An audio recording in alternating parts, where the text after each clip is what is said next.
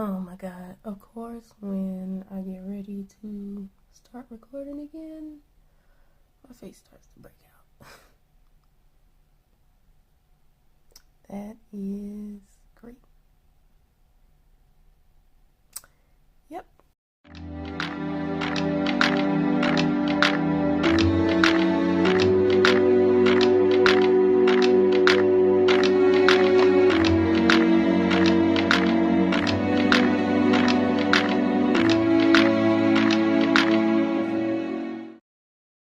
Hello, everybody, and welcome back to my channel. Thank you for joining me today on this special day, my birthday. Y'all, 36. I am blessed to see 36 years on this earth. But the purpose of this video today, I wanted to kind of come in and let you guys know where have I been, because it's been a minute since I've posted, whether it's a vlog or even on my social media pages. I haven't posted in a while, but there is a reason for that, and that is what this video is to break down where I have been and what I have been up to. So where have I been? So I haven't been anywhere. I haven't gone traveling or anything like that, disappearing from the world, you know.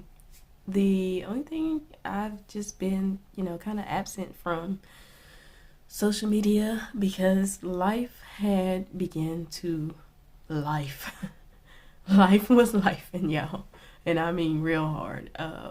It was quite a bit overwhelming situations that started to happen that I just had to be to myself and get my life back on track. Now, most of you that know me, you know that I am mainly, the happy-go-lucky, positive, always smiling type. But I am human. I do get stressed out. I do have anxiety, and yeah, it got to a point where my anxiety levels were through the roof. So, yeah, like I said, I had to take some time for myself to get my life back together. One of the big things, like I said, anxiety has been through the roof, but it just felt like my whole mental state was just, it was just going away. Like, I felt like I was getting so overwhelmed at a point that, yeah, I couldn't think straight. So there are some factors that, segued into my mental health starting to slowly dwindle away. But before I get into that, just, about me, I'm the type that I want to try to avoid the negative as much as I possibly can. I mean, I know it's there, I know it exists, but I try to look at the bright side of everything. Look at the positive, optimistic, if you will. But it just got to a point where it the negative was outweighing the positive. Part of that was my health. Now, I don't have no crazy health conditions, no major health conditions, like, the big C or something like that. So, that you don't have to worry about. But what I have discovered with my health, it is big to me because it's something that can ultimately affect whether or not I can start a family, if it comes down to that point, or not. So that was a big major concern for me, something that I am still dealing with to this day. I found that out, I want to say, in October, I believe it was. So that's something that I've been dealing with to this day, and of course, it brings me pain occasionally. I've been placed on different medications, and on top of that, dealing with that, I also am dealing with what feels like losing battle with my iron levels. I don't know if anybody else has iron deficiency problems, but I can't seem to get mine back up, and part of it is because of the other condition that I have going on now. That is a contributing factor to why my iron levels are not rising as fast as my doctor would like it. But like I said, I've been placed on so many different medications now, it's freaking ridiculous. So my health situation, that kind of popped off with the beginning of the overwhelming feeling and stress. But the thing that just broke my string, tore my string, ripped it apart, whatever, it was my job. Yeah, my job got way too much. Way too much. Now, don't get me wrong, I have been in high power positions like supervisor in a call center. Y'all know, if you worked in a call center is crazy, mad, stressful, especially if you are in management. Oh my God. But I dealt with it like a boss. So dealing with stressful, challenging positions and situations, that's not a problem for me. But it was just something about this job. Ooh. It was too much. Too much. Now, again, if you know me, I'm not going to name names of where I was working at, but if you know me, you're going to know exactly what I'm talking about. So now, to begin, when I started working at this job, it was all good. I was to myself. Nobody bothered me. As far as like managers, nobody bothered me. I would just get my computer, go to my area, and go do my work. And that was that. And I could do that for 10 hours, my 10 hours that I worked. And I was good. Like, I was on top of it. So good, in fact, that I started to kind of grow in that position. As I started to move up, that's when it started to get worse. And the moment I got into the assistant manager spot, no.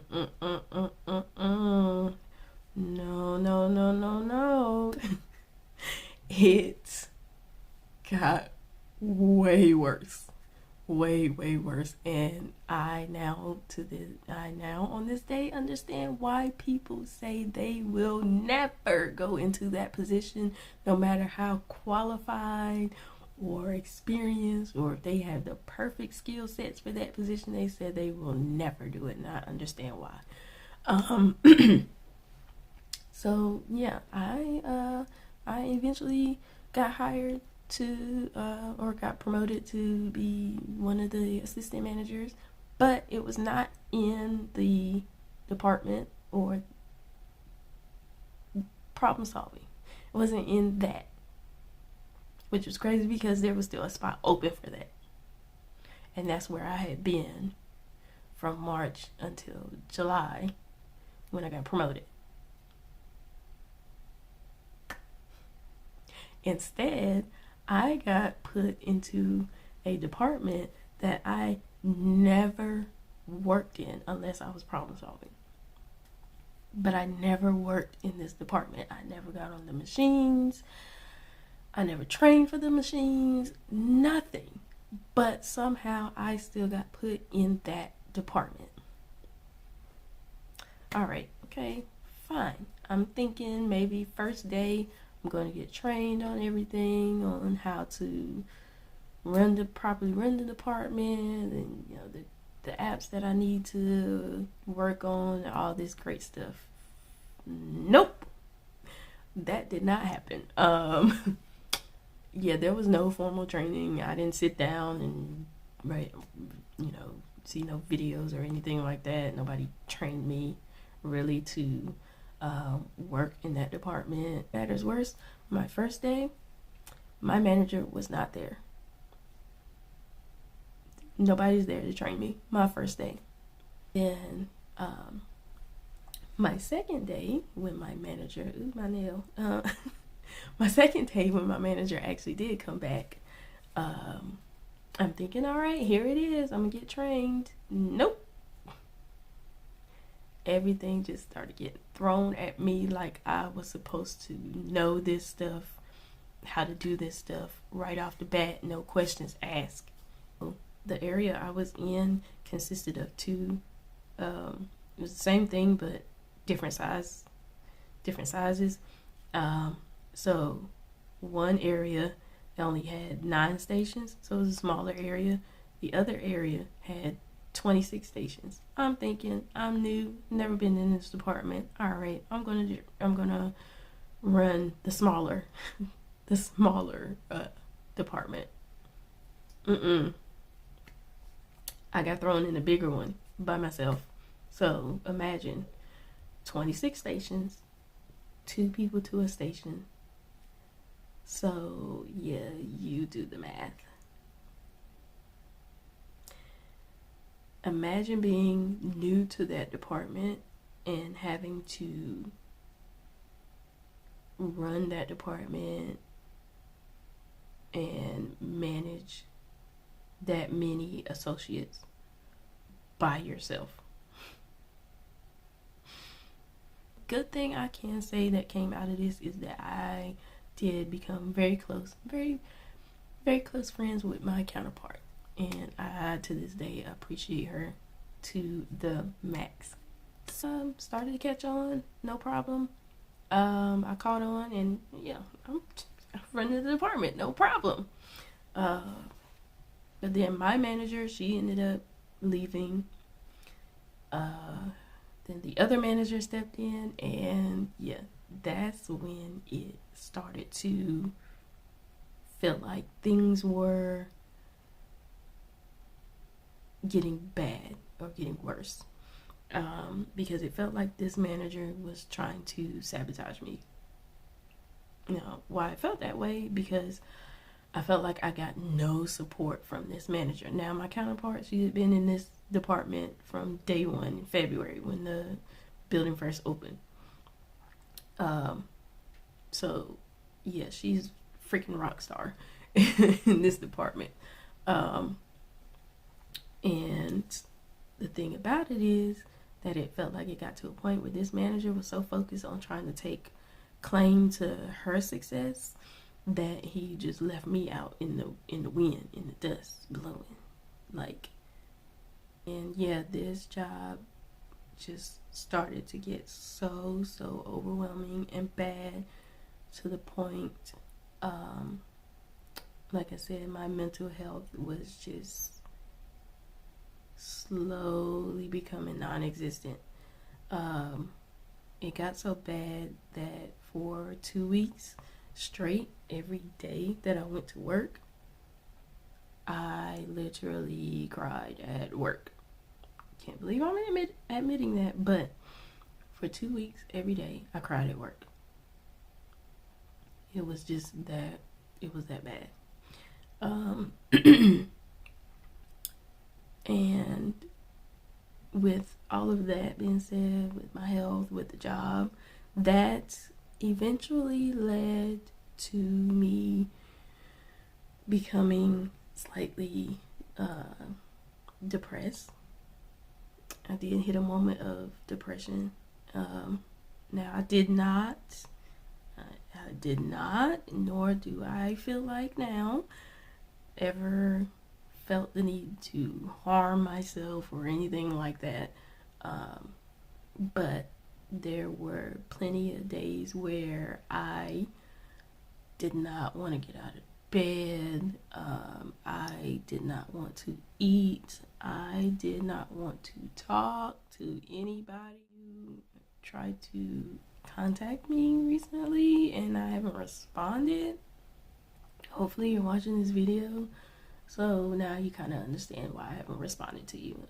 Don't take it personally.